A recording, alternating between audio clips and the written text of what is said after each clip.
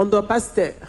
Communément, on le dit souvent dans un adage populaire qui dit « qui ne dit mot consent ». C'est-à-dire quand on se tait, c'est comme si on était OK, d'accord avec ce qui se passe. Du coup, on ne doit pas se taire.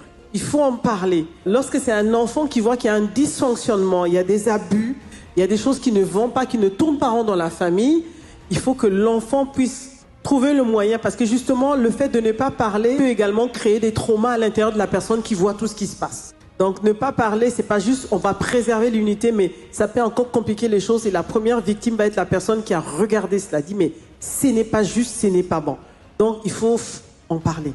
Là, il faut parler. Après, la question c'est à qui? Il ne faut pas parler à son meilleur ami. Il faut parler d'abord aux parents, à l'un des parents, ou à un oncle, ou à une tante, à une personne qui est responsable aussi, qui écoute et qui est responsable, ou parfois, s'il n'y a pas d'attention, il faut en parler. C'est pour ça que c'est bien d'avoir aussi une famille spirituelle. On a une famille biologique et puis une famille spirituelle, parce qu'on peut aussi en parler à son pasteur ou à son berger, afin de trouver la sagesse, et puis de prier, et puis d'avoir des conseils pratiques. Mais il ne faut pas garder.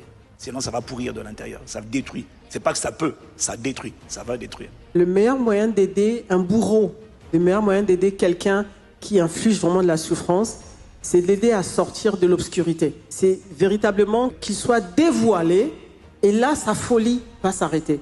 Il y a des gens, tant qu'ils ne sont pas dévoilés, tant qu'ils ne sont pas exposés, ils continuent dans la même voie. Donc, il faut des fois dénoncer, parler. Non, ça ne va pas, ce n'est pas juste. Ce que tu fais, ce n'est pas bien. On a vu ce que tu fais, ça crée du temps aux uns aux autres. Au lieu de créer l'unité, justement, ça crée un dysfonctionnement au sein de la famille.